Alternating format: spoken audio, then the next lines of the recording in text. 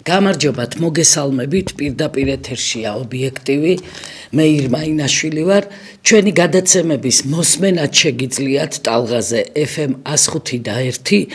დღეს დაახლოებით 50 წუთის მანძილზე ვიქნები პირდაპირ ეთერში თქვენთან ერთად, იმიტომ რომ როგორც ყოველთვის ამჯერადაც ჩვენი პირდაპირ ეთერი თქვენი სატელეფონო ზარებისთვის ღია, ამიტომ თავისუფლად აკრიფეთ ტელეფონის ნომერი, რომელიც ჩანს ახლა ეკრანზე, დაგვიკავშირდით, თქვენი მოსაზრებებიც გაგვიზიარეთ, რა უნდა თქვას კაცმა, ისეთი, რაც თქვენ პრინციპში არიცით და რამდენჯერ გვისაუბრია ჩვენ ამ მძიმე თემებზე.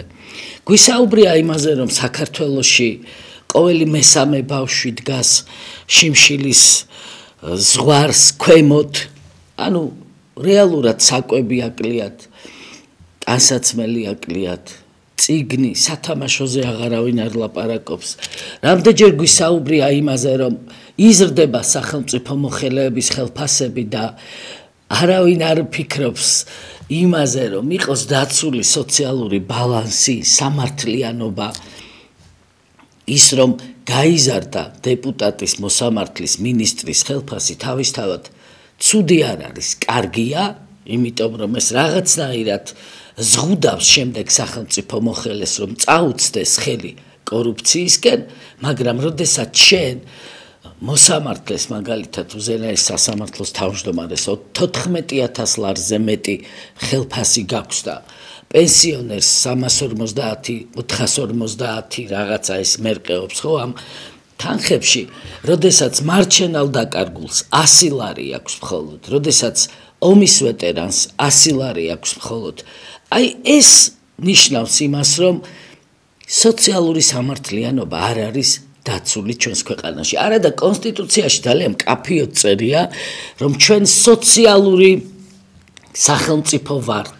ანუ სოციალურ სამართლიანობაზე ორიენტირებული სახელმწიფო, მაგრამ სად არის მეგობრებო ეს სამართალი? აი ამ კითხვით მოგმართავთ თქვენ და როდესაც დარეკავთ ჩვენთან პირდაპირ ეთერში, გაგვიზიარეთ თქვენი მოსაზრებები ამ და სხვა თემებთან დაკავშირებით. წეღან ვიდრე ეთერში შემოვიდოდი, გავეცანი ახალ ინფორმაციებს, რაც ვრცელდება სააგენტოების საშუალებით და კონკურენციის სააგენტოს განცხადება მიიპყრო ჩემი ყურადღება. კონკურენციის სააგენტომ ნიკორა, მაღაზიათა ქსელი ნიკორა, ძალიან მკაცრად გააფრთხილა, რომ შემოსულია მოქალაქეების უამრავი საჩივარი, იმასთან დაკავშირებით, რომ არასწორად არის ფასები ასახული დახლზე, ამა თუ იმ პროდუქციაზე, არის თითქოს ფასდაკლებაა ესე წარმოჩენილი პროდუქტზე ფასი და შემდეგ, როდესაც მოქალაქე დახლთან მიდის, ირკვევა, რომ ფასი არის მაღალი. ამიტომ გააფრთხილეს ეს ქსელი, სუპერმარკეტების ქსელი და მიცეს ორთვიანი ვადა, რომ გამოასწოროს ეს მდგომარეობა მათ ქსელში და პლუს კიდე დაავალეს, რომ ძალიან მკაფიოდ ქართულ ენაზე გასაგებად იყოს დაწერილი რა პროდუქტია, ფასი რა არის და ასე შემდეგ. ეხლა ერთი შეხედვით ეს თითქოს რაღაცა მნიშვნელოვანი საკითხიც არ არის. მაგრამ როგორც ჩანს, იმდენმა მოქალაქემ მიმართა პრეტენზიით ნიკორას ქსელთან დაკავშირებით კონკურენციის სააგენტოს, რომ ეს სააგენტო იძულებული გახდა ხმა ამოეღო და რაღაცა განცხადება გაეკეთებინა. იმიტომ რომ ძალიან ბევრი დარღვევა არა მარტო ნიკორაში, სხვა სუპერმარკეტების ქსელებშიც არის დაფიქსირებული და საკმაოდ ინერტული არის ამ კონკურენციის სააგენტოს გამოხმაურებები და მიდგომა და საერთოდ საქმიანობაც ამ რეალურ პრობლემებთან მიმართებაში. და ამ შემთხვევაში ეს ახლა სინამდვილეში მარტივენაზე რომ ვთქვათ, ეს არის ადამიანების მოტყუების ცდელობა. და მოტყუება ნიშნავს იმას, რომ სხვა ფასია დაწერილი პროდუქტზე და მე ამ პროდუქტს იღებ უკვე ატარებ სალაროსთან და ძალიან ბევრი ადამიანი უკან აღარ ბრუნდება, რომ დააბრუნოს ეს პროდუქტი და იძულებულია, რომ იყიდა იაფად და რეალურად მივიდეს და უკვე ძვირად შეიძინოს ეს პროდუქტი სალაროსთან. თაღლითობა სხვა რამე კი არ არის, აფერისტობა და მატყუარობა. აი ეს არის რაც ეხლა ჩანს ამ განცხადებიდან და კარგი იქნება თუ მეტი კონტროლი იქნება დაწესებული საერთოდ ამ ქსელური მარკეტების საქმიანობაზე. ჩვენ ბევრჯერ გვისაუბრია ამ თემაზე და იმაზე რომ დასანგრევია საერთოდ სისტემა, ის სისტემა რაც დღეს მოქმედებს ქსელური მარკეტების სისტემას გულისხმობს, სადაც პრაქტიკულად შეუძლებელია ქართველი მეწარმისთვის შეიტანოს მის მიერ წარმოებული პროდუქტი და ეს პროდუქტი მიიტანოს დახლამდე და სანამ დახლამდე მივა პროდუქტი, ამაზეც ბევრჯერ გვისაუბრია, თუ მწარმოებელს დაუჯდა 1 ლარი მაგალითად კილა მურაბის წარმოება, იმდენი გადასახადი ედება ზემოდან, შავი თუ თეთრი, რომ შემდეგ ეს 1 კილა მურაბა სადღაც 7-8 ლარად დევს უკვე დახლზე. აქ შედის რაღაცა კეშბექები, ეს არის ფულის შავი ფულის მიღების საშუალება სინამდვილეში და კორუფცია, სხვა რამე კი არა, იმიტომ რომ ამ ეგრეთ წოდებული გადასახადიდან, კეშბექიდან არაფერს არ იხდის თვითონ ქსელური მარკეტი. შემდეგ უკვე პროდუქტი რომ დახლზე დაიდოს, იმაშიც ფულს იხდის წარმოებელი და ბოლოს მაღაზიათა ქსელის ფასნამატი კიდე. და კიდე კარგად უძლებს ჩვენი ხალხი იმ ფასებს, რა ფასებიც საკვე პროდუქტებზე თუ პირველადი მოხმარების საგნებზე წარმოდგენილია ჩვენ ბაზარზე. და აი ამ ფონზე ჩვენ ვხედავთ, რომ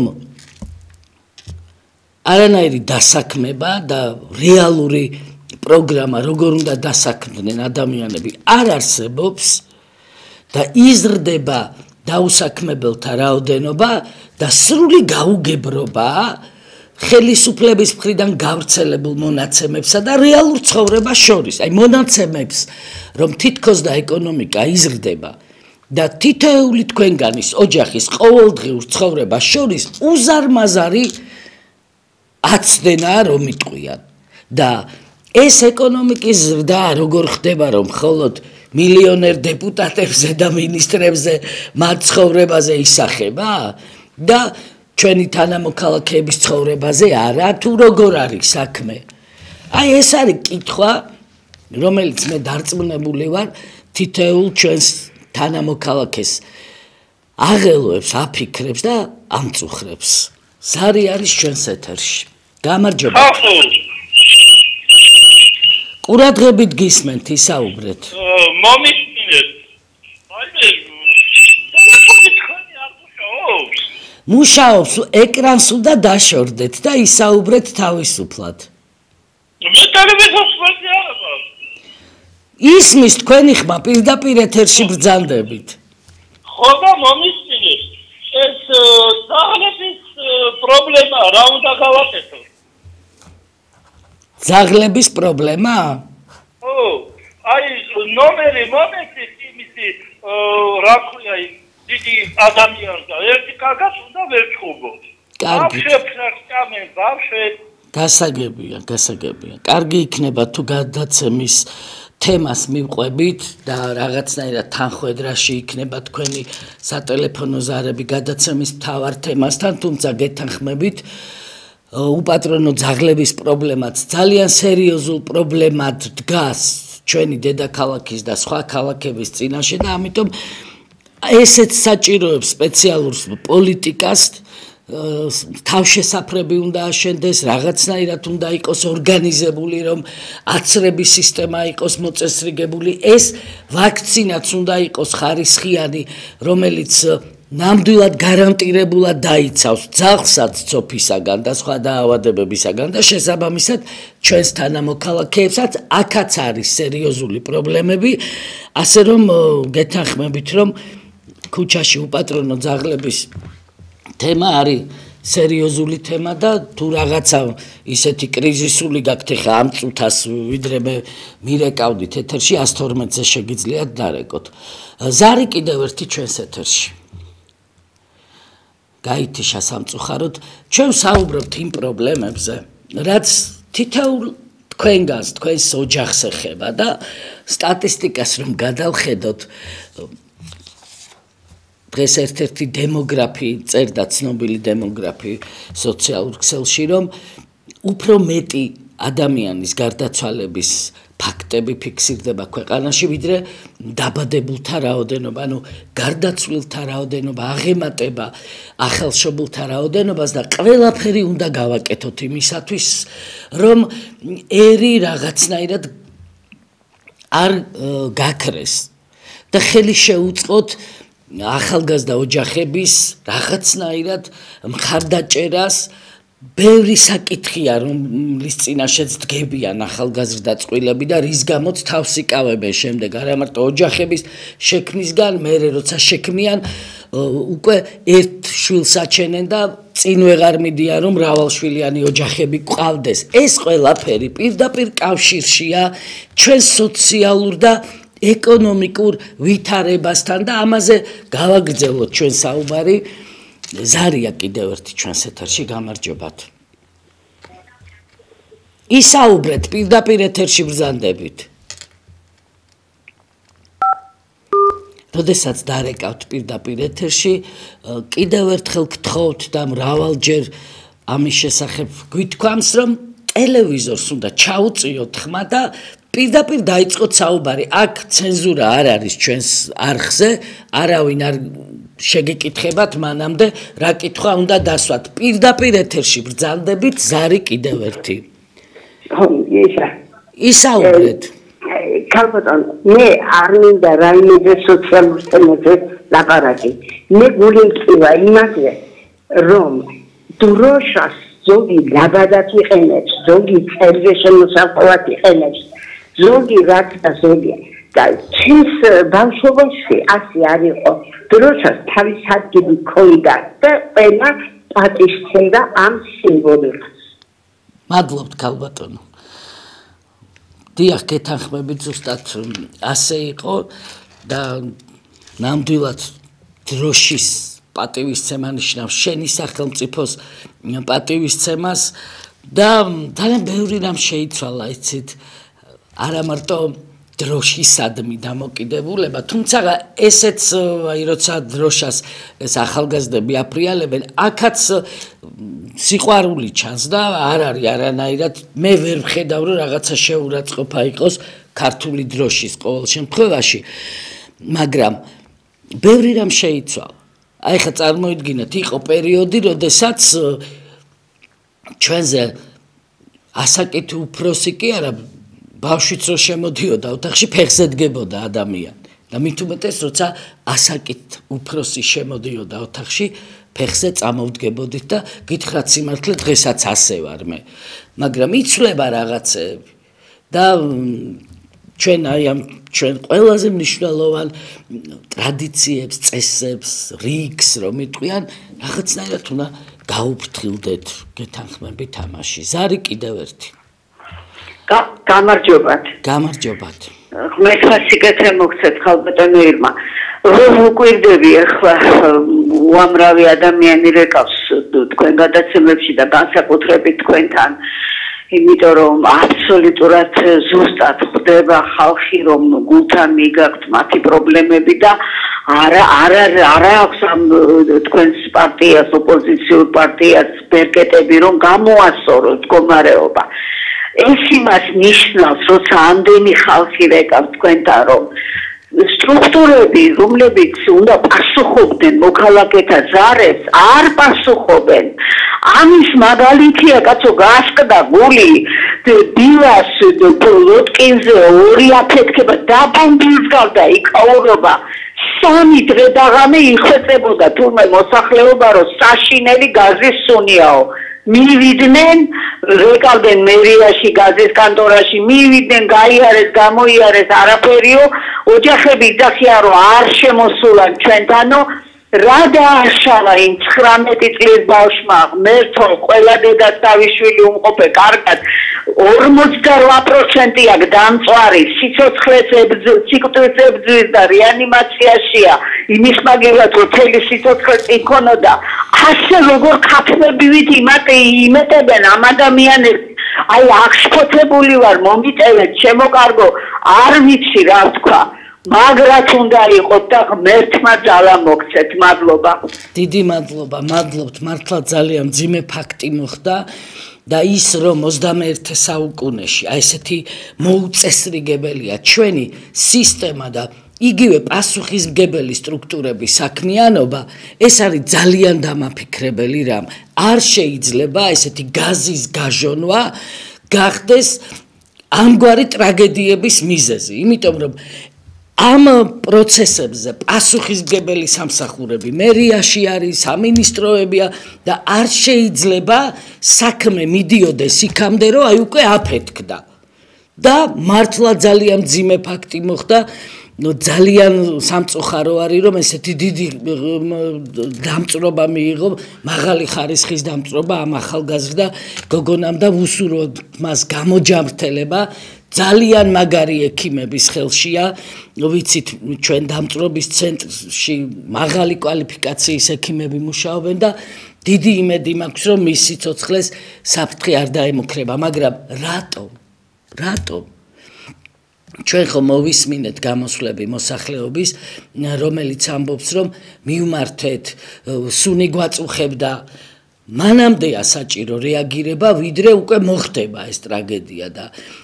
ბევრი რამ ვიხილეთ ჩვენ ამ წლების განმავლობაში და ეს ფაქტები მიგვანიშნებს იმაზე რომ გასაჯანსაღებელია ამ სტრუქტურების საქმიანობა მერიის სტრუქტურები იქნება თუ გამგეობის სტრუქტურები მეტი ორგანიზებულობა და მეტი პასუხისმგებლობა უნდა გამოვავლინოთ ადამიანების სიცოცხლეს ეხება საქმე ბავშვები ვიცით ჩვენ რომ მოხდა არაერთი ფაქტი როდესაც შადრევანი იყო თუ ორმო იყო დიდი ტრაგედია დატრიალდა და გარდაიცვალნენ ბავშვები აი მაქსიმალური ყურადღება ორგანიზება პასუხისმგებლობაა საჭირო იმისათვის რომ აი ესეთი ტრაგედიების მომსწრე არ ვიყოთ ჩვენ და არ კლავდეს ჩვენს მომავალ თაობას არც ორმო არც შადრევანი და არც კიდე გაზი რომელიც თურმე გამოდის და მერე ბოლოს რო აფეთქდა მერე გაიგეს სათანადო სამსახურებმა ძიმე თემებზე გვიწევს ჩვენ საუბარი მაგრამ რა ვქნათ ჩვენ ცხოვრობთ ისეთ ქვეყანაში სადაც აი რო გარდართავ იმედზე და უყურებ ამ ტელევიზიას ყველაფერი კარგად არის ქვეყანა შენდება ოცნების კანდიდატები მოსახლეობას ხვდებიან რაღაცა შენება ასვალტს ასხამენ ფასადებს ღებავენ აი ყველაფერი ლამაზად არის იქით არხებზე გადართავ და იქ საერთოდ კატასტროფა ხდება გრევა ისა უბედურება რევოლუციები ჩამოგდება მთელი ამბებია იქით და აი ეს რეალობა ნამდვილად ობიექტურობა რასაც ქვია ორივეს უნდა უყურო თუ სამივეს და მერე დასკვნა გამოიტანო რომ რაშია საქმე და უნდა ითქვას რომ ბევრი პრობლემა დგას ისევ ხაზგაუსვამ სოციალური და ეკონომიკური მიმართულებით რაც სასწრაფოდ არის გადასაჭრელი იმიტომ რომ ეს ეხება ადამიანებს და ფიზიკური გადარჩენისთვის იბრძვის არაერთი ოჯახი საქართველოში იქნება თბილისში თუ მიყრუებულ სოფელში ზარი კიდევ ერთი ჩვენს ეთერში გამარჯობათ გისმენთ ყურადღებით გამარჯობათ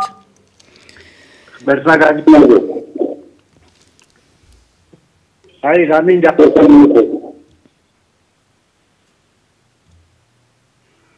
ისაუბრეთ მესმის ისაუბრეთ თავიდან უნდა დარეკოთ დროს ვერ დავკარგავთ მაპატიეთ რა ხარისხი არ არის კარგი თავიდან დაგვიკავშირდით თორემ ტელემაყურებელი შეწუხდება და აი ამ პრობლემებზე როდესაც საუბრობთ 2025 წლის 8 თვეში ოფიციალური ინფორმაცია ესა საქართველოს ბანკებმა თურმე 2 მილიარდზე მეტი მოგება მიიღეს 2024 წლის შესაბამის მაჩვენებელთან შედარებით ეს თანხა თურმე 109 მილიონი ლარით, ანუ 5.4%-აა გაზრდილი. ნახეთ, ისეთი მაღალი პროცენტებია საბანკო პროცენტები საქართველოში, რომ შესაბამისად ძალიან მაღალია ამ ბანკების მოგება და გადააჭარბა ამ სუფთა მოგებამ 2 მილიარდ ლარს. და ეს თქვენ ხარჯზე ხდება. იმ მოქალაქეების ხარჯზე და პენსიონერების ხარჯზე, რომლებსაც დაადებენ ესე ტვირთად, აიღებენ კრედიტს, რომ მედიკამენტი შეიძინონ, რაღაც ექიმთან წავიდნენ და მერე ისეთი დიდი პროცენტი ედებათ, რომ ეს ხალხი მარტო იმ პროცენტს ფარავს. ძირი კი არ იფარება და არის ესე უსასრულოდ გრძელდება და ნამდვილად დიდი რეფორმაა, საბანკო რეფორმა ჩასატარებელი ამ ქვეყანაში და აი ესეთი მაღალი საბანკო მომაკვდინებელი პროცენტები ნამდვილად გადასახედია და ამას ეროვნული ბანკი უნდა აკეთებდეს წესით და კანონით. მაგრამ უძაღლო ქვეყანაშიო ხო გაგიგიათ, ისე არის ჩვენი საქმე. და ამასობაში კიდევ აი ამ მთელ სურათს რო გადავხედავთ, აი რა ხდება ქვეყანაში. წეღავ საუბრობდი მე ადგილობრივ წარმოებაზე და წარმოებლებს რომ უზარმაზარი პრობლემები აქვს. ვითომ სუბსიდირება ხდება სოფლის მეურნეობის სისტემის აგროკრედიტებს გასცემენ და მერე საბოლოო ჯამში ფერმერი თუ გლეხი რომ რაღაცა პროდუქტ შექმნის მაღაზიის დახლამდე ვერ ხვდება. და ეხლა კიდე საოცრება ის არის რომ კვერცხის წარმოება რო ავიღოთ მხოლოდ ჩვენ საქართველოს მოთხოვნას, საქართველოს მოსახლეობის მოთხოვნას კვერცხის წარმოებაზე გადაჭარბებით ვაკმაყოფილებთ. თურმე არის საშუალება რომ არა მარტო დავაკმაყოფილოთ, არამედ მე ექსპორტზეც გავიტანოთ ჩვენი კვერცხი. მაგრამ რა ხდება ახლა? აი ამ ფონზე, როდესაც ეს მაინც შეგვიძლია რომ მეფრინველეობის დარგს რაღაცნაირი სტიმული კონდეს, კიდე კვერცხის ექსპორტით ავართ დაკავებულები. და შემოდის 60% თუ არ ვწდები ირანიდან, თურქმენეთიდან და არ ვიცი რა. ისიც კი არ არის გააზრებული, რომ რაღაცნაირად ის მიმართულებები მაინც, სადაც ვაკმაყოფილებთ ჩვენს ბაზარს იყოს დაცული და არ გადაფარო მერე ექსპორტირებული, იმპორტირებული პროდუქციით. აი ეს არის იცით გააზრება, გონივრულობა, შენი სახელმწიფოებრივი ინტერესების დაცვა, ყველაფერში საჭიროა და ყველაფერში მნიშვნელოვანია, იქნება ეს პოლიტიკა თუ იქნება ეს ეკონომიკა. ეხლა თურქმენეთიდან რომ კვერცხ შემოიტან, მაშინ როდესაც შენ ბაზარს შენი ქართული კვერცხი აკმაყოფილებს. ეხლა ამას ხო არის დასაფიქრებელი არა ეს თემა. მე ეხლა სტატისტიკას რომ გადახედავთ კიდე სოფლის მეურნეობის პროდუქტებზე, ისეთი საინტერესო და ტრაგიკული მონაცემებია, რომ მართლა გული გეტკინება კაც. 5ჯერ გაიზარდა ნივრის იმპორტი საქართველოში.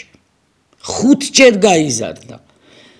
და იმპორტირებული ნივრის 60% მოდის ჩინეთზე. ჩინური ნიორი გვაქვს ჩვენ ძირითადად.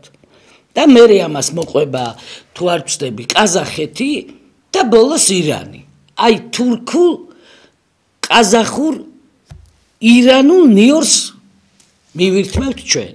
მაშინ, როდესაც სრულად შეგვიძლია ნივრის წარმოებით და ნივრის მოყვანით ჩვენი მოთხოვნების დაკმაყოფილება საქართველოს მოსახლეებს. აი რასთანა გვაქვს საქმე? რა არის ეს?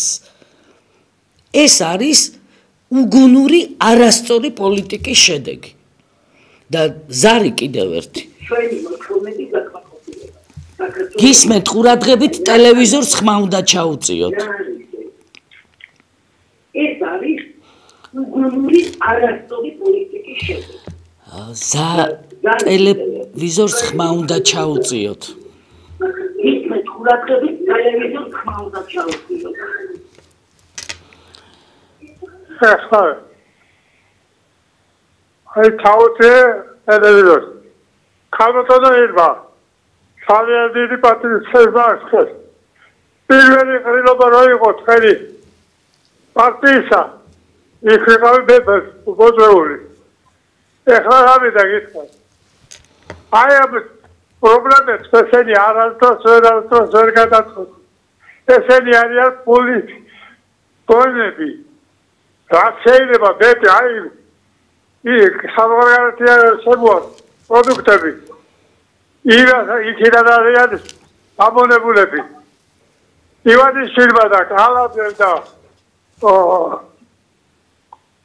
აი თავზობარე რო არის ივან გაინაწილეს ეს ქვეყანა გაინაწილეს და აღარ იციან რამდენი ფული აი ახლა რომ ლაპარაკობ თქვენა ამდენი დარახარჯა და საწავიდა ეს ფული ჯიბებში ჩაიდეს ყველა გაყიდეს მთელი ქვეყანა არაბები შემოიყვანეს ამათ დიდი დანაშაული ჩაიდინეს ძალიან დიდი ერთხელ დავრეკეთ მეთა და უთხრა თქვენი ტელევიზიის საშუალებით გადაეცით რომ ესენი ძალიან ცუდა დაამთავრებენ თავიანთ მოღვაწეობას ისეთი ცუდად რომ სააკაშვილი ბიათსათოზე რომ უზი იმისთვის არა აქვს რომ გამოიყვანო და იქ სადაც ყველა პატიმარი იქნეს საჯებს იქნას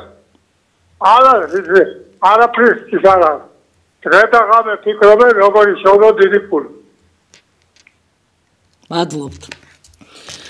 მადლობთ ზარისთვის და თქვენი პოზიციის დაფიქსირებისთვის შიგადაშიგ მე გაწვდით ხოლმე ოფიციალურ მონაცემებს სტატისტიკური მონაცემებია ეს რაც ოფიციალურად ქვეყნდება და ჩვენ როცა საუბრობთ რომ ადამიანებს უჭირთ და ან პარტიას რა ფუნქცია აქვს ან არჩევნებს რა აზრი აქვს ან სახელმწიფო რას ნიშნავს მაშინ თუ რეალურად არ გვაქვს გეზი აღებული ამ ადამიანების ფიზიკურ გადარჩენაზე და ცხოვრების პირობების გაუმჯობესებაზე. ჩვენ როდესაც საუბრობთ ხოლმე ჩვენს პროგრამაზე, ამ პროგრამაში მთავარი არის სწრაფად და რეალისტურად როგორ გადავჭრათ მთელი რიგი პრობლემები. ვიღაცა შეიძლება ეცინება, რომ ამ 60 რა თუნდაც ჩვენ ხო ვამბობთ, რომ 60-ით საჭიროა, უფასო ავტობუსი საჭიროა, რომ გადაადგილდეს ადამიანი ტყვება, უფასო სასადილოები. მარტო ვაკესაბურთალოს რაიონში რომ გეყოლებათ 13,000-ზე მეტი სოციალურად დაუცველი, ხო? რაზე ვლაპარაკობთ ჩვენ? და 45,000-ზე მეტი ადამიანი ოფიციალური მონაცემია იკვებება თბილისის უფასო სასადილოებში. ხა რამდენიც ვერ იკვებება და აღრიცხული არ არის, იმიტომ რომ ის ბენეფიციარი უნდა იყოს. ეს ხო კიდე ცალკე რაოდენობა. ამიტომ ჩვენი ყველას მიზანი, მეგობრებო, იქნება ეს ოპოზიციური პარტია თუ ხელისუფლება თუ არასამთავრობო ორგანიზაციები თუ საზოგადოება ზოგადად, აი ეს უნდა იყოს, რომ რა შეგვიძლია გავაკეთოთ იმისთვის, როგორ შეგვიძლია ძალები გავაერთიანოთ ადამიანების მდგომარეობის გასაუმჯობესებლად. გასაუარესებლად კი არა, გასაუმჯობესებლად. ზარი კიდევ ერთი ჩვენს ეთერში. გამარჯობათ. ისაუბრეთ, დრო იკარგება, თუ გესმით ჩემი ხმა, დაიწყეთ საუბარი. გამარჯობათ, ქალბატონო ირმა. თავიდან დაგვიკავშირდით და შემოხვალთ თუ არა პირდაპირ ეთერში ჩემი დიდი თხოვნა დაიწყეთ საუბარი მე მესმის თქვენი საუბრობთ იმაზე როგორ უნდა იგრძნოს თავი ბედნიერად ჩვენს ქვეყანაში ჩვენმა თანამოქალაქემ და რა სამწუხაროა რომ ახალგაზრდობის დიდი ნაწილი ვერ ხედავს მომავალს საკუთარ სამშობლოში. აი ჩვენ ზუსტად ეს ვერ მოვახერხეთ სამწუხაროდ რომ მომავალ თაობას ვაჩვენოთ თავისი ადგილი ხვალინდელ საქართველოში.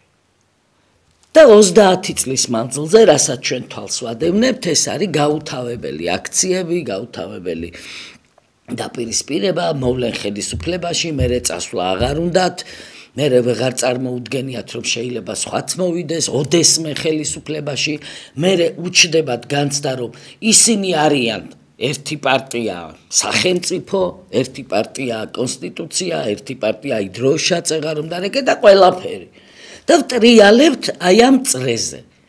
და მთელი ამ 30 წლის განმავლობაში ნახტომი სად გავაკეთეთ, აი წინსად წავედით. ჩვენ ხედავთ ჩვენს მეზობელ ქვეყნებს, ხო, აი აზერბაიჯანი ავიღოთ, სომხეთი ავიღოთ, რაღაცაში წინ წავიდნენ. რაღაცაში, რაღაცა ეკონომიკა იქნება თუ სახელმწიფო ფონდი თუ საპენსიო ფონდი წინ წავიდე, ხა აღარ ვლაპარაკობ იმაზე, რომ აზერბაიჯანმა ტერიტორიული საკითხებიც გადაწყვიტა წარმატებით. და ჩვენ რას მივახციეთ, რა არის თავარი, რაც მოვიპოვეთ. ზარი ჩვენს ეთერში. დროშიდობისა ქალბატონო ირმა. კითხვა მაქვს ქალბატონო ირმა. მე კი 4-ში წავდა 8 ნომერს დავხაზავდა. ეს 100%-იანი გარანტია არსებობს, რომ ხვები აწავა მაგალითად ხაზარაძეს ბანდას. იმიტომ რომ ბიზნესთვის უფრო ახლობელია, სულიერი ძმები არიან მამუკა ხაზარაძე და ბიზნა და ბიზნეს შორტობ გახდეს თავარი ოპოზიცია, ლიბერალური ოპოზიცია. მადლობთ, დიდი მადლობა. მე გარწმუნებთ თქვენ, ვინც ამ ეთერში რეკავს და მხარს გვიჭერს და ვინც ვერ რეკავს და გვიყურებს და მხარს გვიჭერს. თუ ყველა ეს ადამიანი მივა საარჩევნო უბანზე და მოგცემს ხმას და თუ ძალიან ბევრი იქნებით და მართლა ადგება ჩვენი მხარდამჭერების არმია, რო იტყვია მთელი საქართველოს მასშტაბი და მივა იმ საარჩევნო უბანზე, მაშინ ვერავინ ვერაფერს ვერ მოახერხებს თუ ეს რაოდენობა რომელიც მივა საარჩევნო უბანზე იქნება მოცულობითი და იქნება შთამბეჭდავი. ამიტომ ის რაღაცა ისეთი აზრები როა, რომ აზრი არ აქვს და მაინც მერე იკარგება ეს ხმები, არა მეგობრებო. თუ კიდევ ერთხელ უსვამ ხას, ხართ ჩამოყალიბებულები და მხარს უჭერთ კონკრეტულად საქართველოს პატრიოტთა ალიანსს და კონკრეტულად ჩვენ გვიჭერთ, უნდა მიბრძანდეთ საარჩევნო უბანზე და ხას უსვამ იმასაც, რომ თუ ვიქნებით შთამბეჭდავი რაოდენობა, მაშინ ვერავინ ვერაფერს ვეღარ მოგვაკლებს ისე, რომ ეს დაემჩნეს ჩვენს წარმომადგენლობას საკრებულოებში. ასე რომ აქტიურობა არის აუცილებელი, მარტო ტელეეთერით აქტიურობა არა. საარჩევნო უბანზე მისვლას ვგულისხმობ ამ შემთხვევაში მე. ეხლა ისე დაუბრუნდეთ ჩვენი გადაცემის თავარ თემას, ეს თავარი თემა ჩვენი საქართველოს მოქალაქეები არიან თითეული ჩვენგანის მე ასე ვიტყოდი ოჯახი, იმიტომ რომ ჩემი ოჯახი არაფრით განსხვავებულად არ ცხოვრობს თითეული თქვენგანის ოჯახიდან. არაფრით არ განსხვავდებით, რაც თქვენ გტკივათ ის პრობლემები ჩემ ოჯახსაც ეხება და როდესაც სტატისტიკას მოვიშველიებთ ხოლმე და ვამბობთ რომ აი ამდენი ადამიანი მიდის ემიგრაციაში, წეღან აზრი გამიწყდა, იმაზე ვსაუბრობდი, რომ მომავალს ვერ ხედავს ახალი თაობა, აი თავის თავს ვერ ხედავს ამ ქვეყანაში. ჩვენი ამოცანა და ჩვენი ფუნქცია სწორედ ის უნდა იყოს, რომ ეს მომავალი ვაჩვენოთ და უთხრათ ამ ახალგაზრდებს, რომ შენ კონკრეტულად იმ სფეროში, სადაც გაგვს განათლება მიღებული და გინდა რომ გამოცდილება შეიძინო, იქნები დასაქმებული ყოველგვარი ჩაწყობის გარეშე და დეიდების და ბიძების დახმარების გარეშე.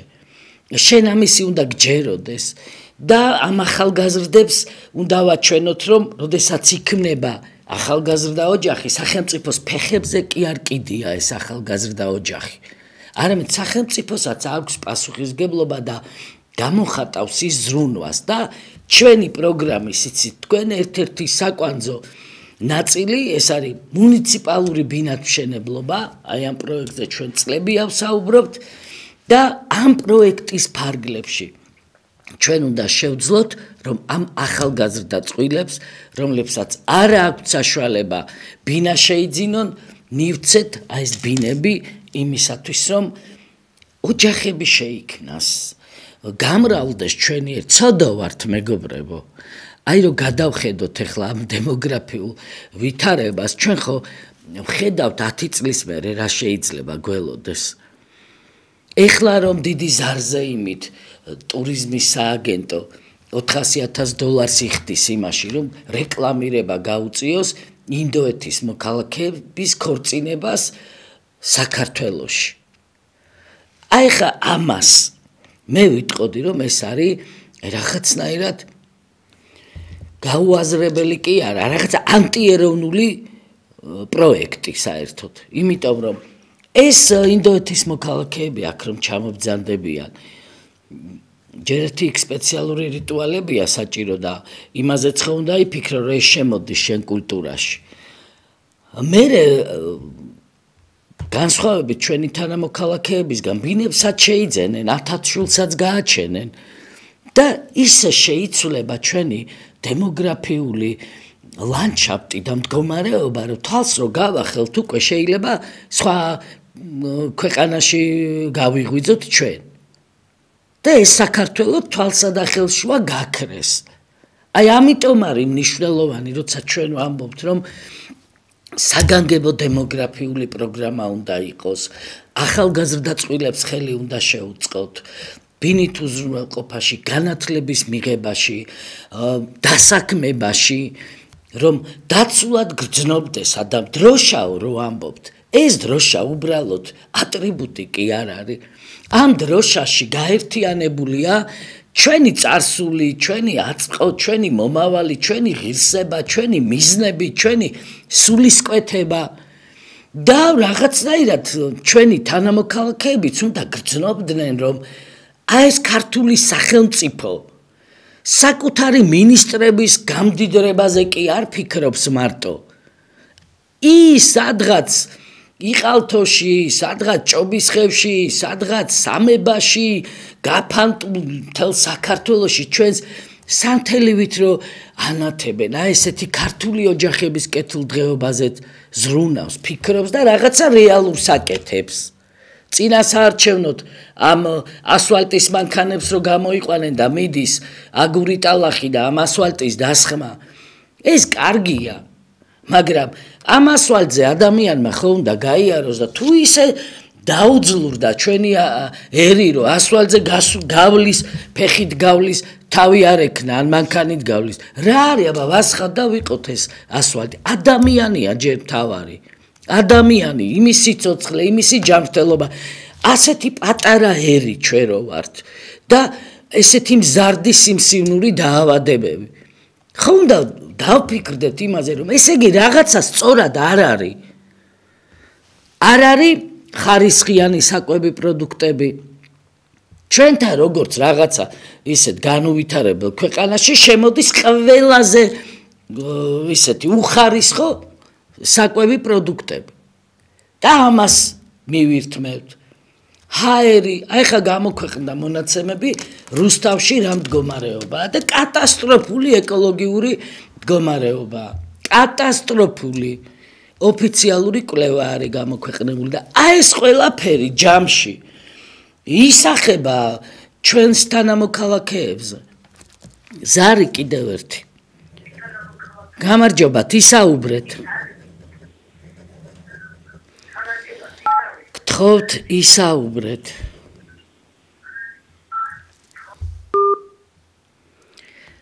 როცა დარეკავთ ეთერში, ვინც ახლა შემოგვიერთა მათთვის საყურადღებოდ ვიტყვი, დაიწყეთ, გთხოვთ, პირდაპირ დაიწყეთ საუბარი, იმიტომ რომ მეც აზრი მიწყდება, ჯერ ეშხში შევდივარ, რაღაცას ვყვები, მე აზრი მიწყდება და თქვენ კიდე არ საუბრობთ. ზარი თუ არის ხაზზე ტელემაყურებელი? ალო. ისაუბრეთ. მოგესალმებით პირველ რიგში. გისმენთ. გისმენთ. ახლა რასაც ქალბატონი ირინა ლაპარაკობს, გზებიო, უხალისო პროდუქტიო გზებია, თუ იგება უხარისხო გზებია, პროდუქტი თუ შემოდის, ჩემი ხვდება. ტელევიზორს უნდა დაშორდეთ და ისე. დაშორებული ვარ. ისაუბრეთ ქალბატონი. ხო და ესა პროდუქტებით თვითონ ბიზნესი მაგათია და შემოაქვს და ხდებიან მილიონერები და მილიარდერები და ხალხი მაგათ არ აინტერესებს. ამიტომ მარტო ტელევიზიიდან ლაპარაკი არ ვარგა. თუ რუსთაველს არ შეუერთდებით, არის კიდე სხვა გამზირები დადეთით იქ და თქვენ დარწმუნებული ვარ რომ მილიონიანი არმია დაგიდგებათ გვერდში. მადლობთ, დიდი მადლობა ქალბატონო. არ დაგიმალავთ და ვფიქრობთ იმაზეც რომ შევიკრიბოთ ერთ დღეს შევიკრიბოთ და ეს სათქმელი რასაც ახლა ტელევიზიით გიზიარებთ საჯარო სივრციდანაც ვთქვათ მაგრამ ჩვენ არ გვეშლება და ყოველთვის გრძნობთ როდის არის ამისთვის მზად საზოგადოება და როცა მოგიხმობთ მაშინ ყველა ვინც ახლა უყურებთ ჩემს გადაცემას ყველა მაშინ უნდა შემოგვიერთდეთ, იმიტომ რომ ეს ორმხრივი პროცესია. თუ მე გავედი გარეთ, თქვენც უნდა გამობრძანდეთ და გრძნობთ ჩვენ ეს როდის არის საჭირო და აუცილებლად ვფიქრობ ეს შეკრებაც მოგვიწევს. ხშირად ვახსენე სტატისტიკა ჩვენს დღევანდელ გადაცემაში და აი სტატისტიკა ძალიან დამაფიქრებელია და ძალიან სამწუხაროა რომ 2025 წლის თებერვლის მონაცემები და კიდე მერე გაიზარდა ეს მონაცემები სადღაც 400,000-მდე სოციალურად დაუცველია ქვეყანაში და აქედან 274,000 ბავშვი არის, რომელიც შემწეობას იღებს. განსაკუთრებულად ბავშვების მდგომარეობა დამაფიქრებელი. თუ სოციალურ ქსელს გადახედავთ, ისეთ პატარა ქვეყანაში, როგორც საქართველოა, ამდენი ბავშვი, დაავადებული ამდენი ბავშვი და ყველა ითხოვს დახმარებას, შემწეობას, იმიტომ რომ ვერ წუდება ამას სახელმწიფო და არც სპეციალური ფონდებია, ეს მილიონერები რო არიან, სახელმწიფოს ხარჯზე რო აქვთ ეს მილიონები ნაშოვნი, ეს ფონდი მაინც გააკეთონ, რომ ჩვენი ბავშვები სამკურნალოდ წავიდნენ საზღვარგარეთ და ესეც არის ძალიან მძიმე თემა, რაც საჭიროებს ორგანიზებულ და სწორ მიდგომას და გადაწყვეტას საკითხის ზარია ჩვენს ეთერში. ისაუბრეთ. გამოგესალმებით დიდი პატივისცემა. ერთით რა აი თუ ვინმეს აქვს ოდნავ განჯის უნარი მე თქვენი პროგრამა მომწონს საოცრად თქვენ ყველაფერს ეხებით ძალიან ღრმად წვრილმანები სოფლის მოსახლეობა ბავშვები ნუ რას არა მე რასაკვირველია მე თქვენი ამორჩეველია და მინდა რომ გავიხარო თქვენ რომ შეხვიდეთ მაგრამ მე მაინც მგონია რომ ესენი მოვლენ მაგრამ თქვენს რომ შეხვიდეთ პარლამენტში თქვენ რასაც გპირდებით ბევრ რამეს გააკეთეთ აი ძალიან ბევრ რამეს და დრამინდა ეს კითხვა და ძალიან მიამიტი კითხვა მინდა დაგისვათ აი ეროვნული დამოუკიდებლობა და თავისუფლება ნუ თუ ამიტომ ნუ თუ ეს არის სიღარიბე გაჭირება და უშევრობა მაშინ ისთვის იბრძოდა მე ბატონის ზარი ძალიან მიყვარდა როცა მოკეს ვიტირე და არც არასოდეს ვიტირებს სხვაზე არასოდეს მაგრამ თუ ისე დარო ეს გველოდა და თქვენ დასტუხი გამცეთ რა მადლობა მადლობს თქვენ ქალბატონო ისეთი შეკითხვა დასვით რომ ძალიან ღრმა ძალიან ისეთი შეიძლება ითქვას ფილოსოფიურიც და რაღაცნაირად ყველას გვაღელვებს ეს საკითხი. რა თქმა უნდა, ბევრჯერ გვილაპარაკია იმაზე, რომ თუნდაც თაობა, რომელიც ჩაწვა ქართულ მიწაში და ეს იქნებოდა ცხინვალი, სოხუმი, ჭუბერის გზა.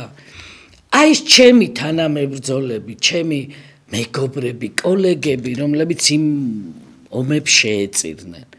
ისინი ხო შეეწირნენ საქართველოს უკეთეს მომავალს. უკეთესი, ერთიანი, მთლიანი, ლაღი, ბედნიერი, ეკონომიკურად წელში გამართული. აი ესე ხედავდა ის ჩემი თაობა საქართველოს მომავალს. და ამას შეეწირ. ყველაზე მნიშვნელოვანი, ყველაზე მთავარი რამ გაიღეს, სიცოცხლე. აი ხა დღეს რო ძალიან ბევრს გრძელი ენა აქვს და სადაც არ ყოფილა იმასაც რო იბრალებს, რო ვითომ იქ იბრძოდნენ, ვითომ აქ იბრძოდნენ და ბიოგრაფიებს რო ლეგენდებს რო ქმნიან საკუთარ ბიოგრაფიებზე. ეს ხალხი გულიკო გოდოლაძე, გიორგი პოპიაშვილი, საშკა კარაპეტოვი, საშკა იოსელიანი, კუკური ადანაია, ჩვენი მეგობრები შეეწირნენ აფხაზეთის ომს და უკეთეს დიანა ციბაძე, ჟურნალისტი არაჩვეულებრივი, ჩვენ ერთად მოვდიოდით ჭუბერის გზაზე და აი უკეთესისთვის და არა ვართ იმ უკეთესში, ეხა რა გვინდა ამდენ თემაზე ვლაპარაკობთ და უკეთესში ვერა ვართ და იმ უკეთესში რო ვერა ვართ, ესე იგი ეს არის თითოეულ ჩვენგანს ეხება ხო ეს?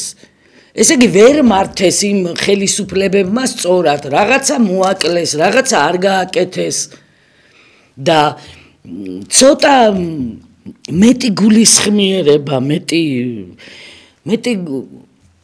მობიერებაც, მეტი სიყვარულიც საჭიროა. არ შეიძლება იცით რა არ შეიძლება რომ მოდიოდე ხელისუფლებაში და მე გეგონოს რომ შეუცვლელი ხარ. აი ეს არ შეიძლება. არ შეიძლება მოდიოდე ხელისუფლებაში და ფიქრობდე რომ არა უშავს რა.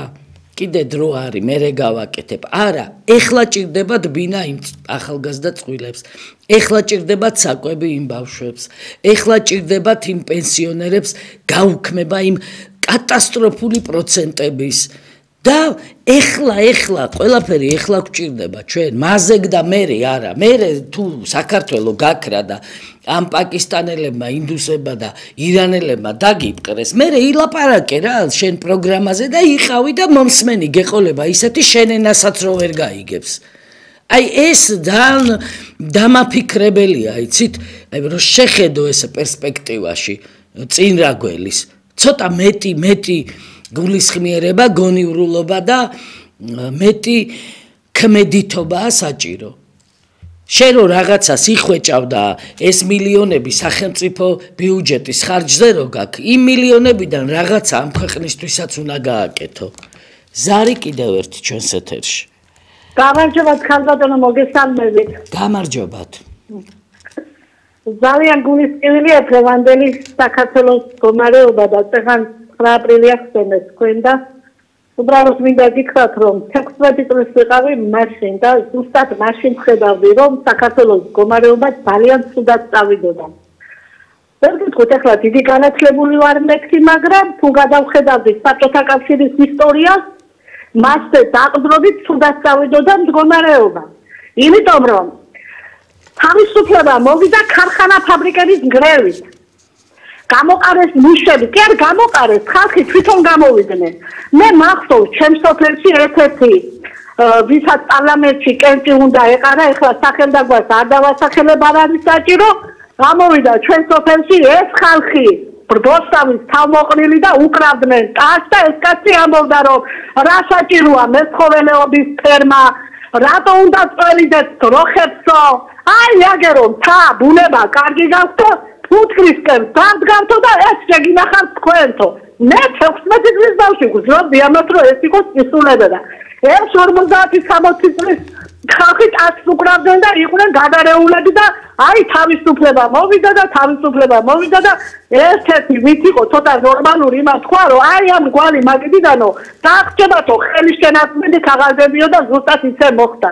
მე უდიდეს პატივს ბატონ ზიად განსახურდიას როგორც დიდი მწერლიშვილს მაგრამ არასწორად წავიდა ქალბატონო პოლიტიკა მე ამას ზიად განსახურდიას არ ვაბრალი მაგრამ მაშინდელ გარემოცვას რომ ხედავდი აი ეს შედეგი არის დღევანდელი შედეგი თავიდანვე არასწორად წავიდა და ეხლაც არასწორად მიდის იმედი სიმართლე გითხრათ არა მაქვს მე არაფრის იმედი, იმიტომ რომ დღეს საქართველოში ისეთი მდგომარეობაა, ერის მოყვარული რო იყვნენ ქართველები, დღეს კაცი ხუძე უნდა იყოს გამოსული. ასე რაღა უნდა ეშველოს ამ ქვეყანას. დაეპატრონენ უკვე სხვადასხვა ჯულისხმები, ამ ხალხის განდევნა აქედან მარტივი აღარ არის მარტივი, იმიტომ რომ აი აქ თუ ცოტა ხანში ჩვენ სხვა ერი დაგვეცევა თავზე და გვახსოვს ისტორიიდან რომ თურქები და ირანელები ჩვენს მიწაზე ომი ჰქონდათ საქართველოს ტერიტორიაზე და მსგავსი მოხდება ალბათ.